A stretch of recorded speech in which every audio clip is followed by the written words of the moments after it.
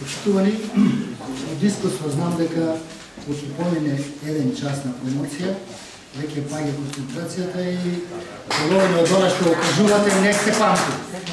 Затоа јас половина од текстот ќе скратам, тоа е оно што не се памти, а ќе го прочитам оној првиот дел кој што се надевам дека нешто ќе се запамти. Насловот на мојот текст е изваден од една од записите во книгата на печатници од Ново Скопје, гласи: каде што е Мане Јаковлевски, таму е цела Македонија. Монографијата за Мане Јаковлевски, што денес ја промовираме, како што веќе знаеме, има наслов Македонија мој копнеш. Според македонскиот речник, зборот копнеш може да се толкува како силна желба за нешто. Во контекст на насловот за кој зборуваме, тоа би значило силна желба за Македонија да биде самостојна, независна држава, а македонскиот народ дел од светската мапа на народи со сите признати национални атрибути, права, обврски и придобивки. И навистина се што е објавено во оваа книга е проткаено со силен копнеж за македонската држава, со континуиран ангажман за промоција, афирмација, потврда и подкрепа на македонскиот национален, културен и духовен идентитет.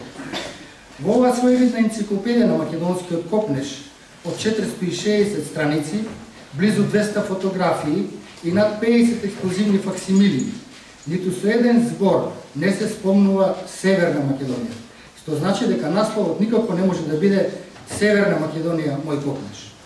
Во таа насока, кога некои веќе порачале табли со кои македонската држава ќе се идентификува како Северна Македонија, борбата за Македонија без додавки се чини повторно се враќа надвор од незините граници, за потоа оттаму да се возобнови копнежот по она што го изгубивме со еден подпис на местото каде што беше извршен еден од најголемите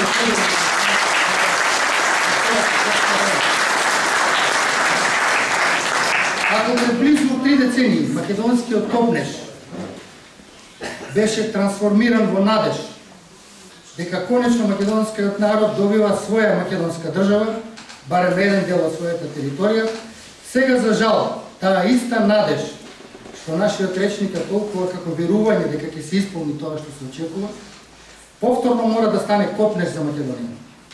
И во таа смисла насловот не само што е точен, туку е и жалосно вистинит и реално единствено можеме.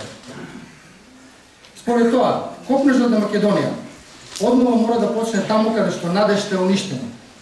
Повторно мора да се врати таму каде што почна сонот за самостојна македонска држава, а тоа значи македонците во светот, како Мане Јаковлевски пред 50 години, повторно мора да формираат се Македонско народно собрание со 120 пратеници, а се Македонското собрание своји органи што ќе зачуваат и ќе возобноват сите институции што овде ќе бидат укинати како македонски институции.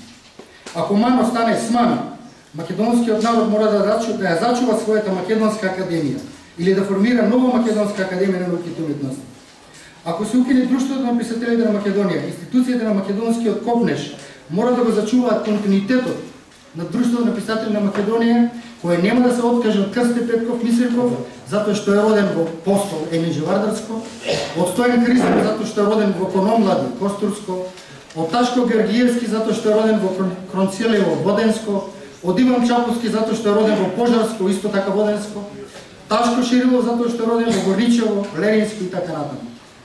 Ако овде не може да се издава македонска антологија на расказот или на поезијата, туку само антологија на северно-македонскиот расказ или северно-македонската поезија, институциите на копнежот мора да продолжат да издаваат вакви антологии за да се одржи надежта дека сепак не е се изгубено.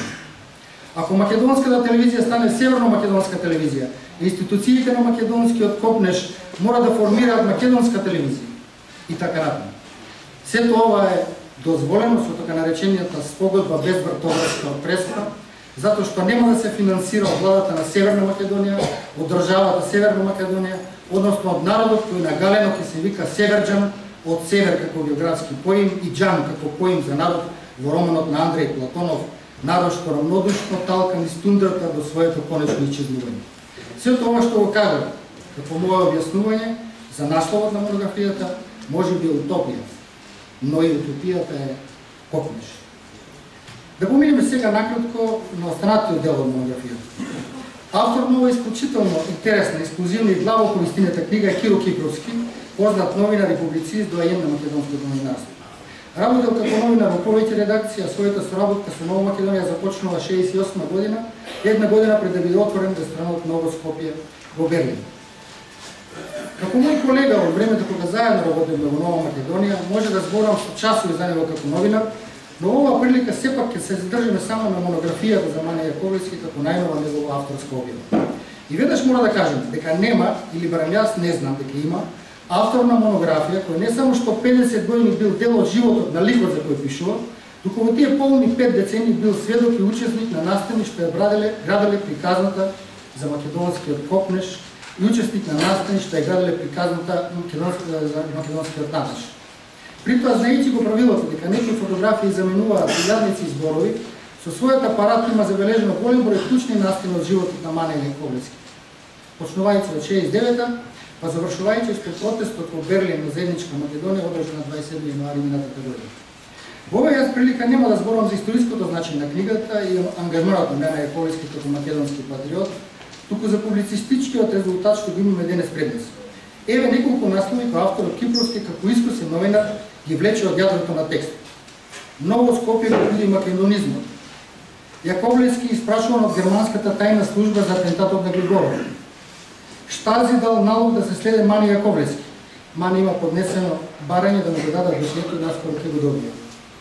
Како илустрација за одлично концепираната книга, овде би го спомнал уште насловите "Десна рака на македонските политичари", со конкретни податоци за тоа дека по осамостојањето на Македонија Јаковлевски со голема љубов и посветено се ангажира да им помогне на официјалните државни функционери и служби на доаѓаат во Берлин. Потоа настанот со председател Григоров, кога јавно во Германија зборува против владата што треба да ја формира лично Георгиевски, а Мане Јаковлевски се спротивставува на тоа. А во монографија се објавени голем број ексклузивни материјали меѓу кои се доштото за тоа дека Борис Трајковски токму во Ново Скопје е предложен да се кандидира за председател на Македонија и така натаму. Во книгата посебно обработено и поглавието за аферата Сина птица, а и активностите во одбрана на македонското име со демонстрации, трибини и слично. Во четвртото поглавие со наслов "Настани што не се забораваат", авторот сместува 20 на настани, меѓу кои и тоа од февруари 1992 година, кога од својата куќа по пижами бил евакуиран Клјусев, премиерот на Македонија, за да не биде затворен или можеби ликвидиран. Потоа списокот на ЈНА со кој Мане Јаковлевски подитно требало да биде мобилизиран и пратен на боишта во Босна и Хрватска и така натаму.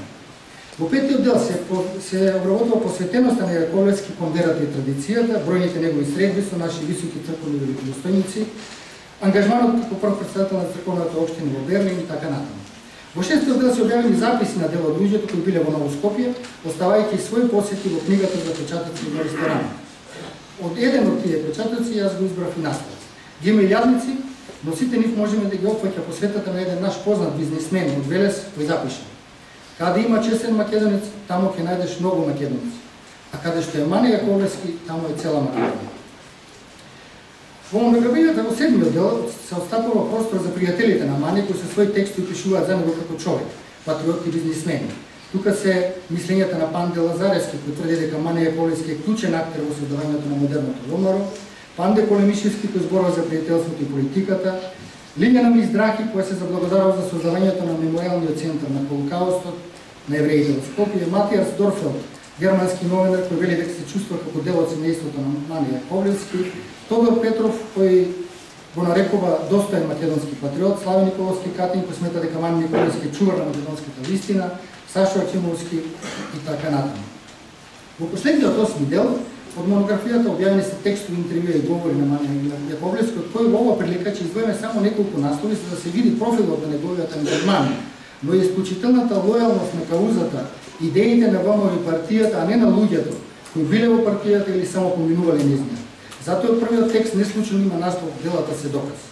Тука е изборот од негови говори пред задграничните комитети во Европа, обраќање по повод годишнината од формирањето на ВМРО ДПМН, говори на конгреси на ВМРО ДПМН, а тој учествувал на сите, освен на конгресот во Прилеп, па до неговиот говор на последниот вонреден конгрес кој за председател на ВМРО ДПМН и избран Кристијан Мицковски, па и неговиот говор на протестот на заедничка Македонија во Берлин. Според тоа, има што да се чита и има што да се научи. Авторот на монографијата Киро Кипровски во својот вовед вели дека книгата на Мане Јаковлевски треба да се чита како учебник од кој може да се научи како се сака татковината. Во тоа име, јас, откако ги прочитав сите 460 страници, ќе завршам со последната реченица од обраќањето на Мани Јаковлевски, објавено на првата страница од монографијата. Вечна да е библиска Македонија.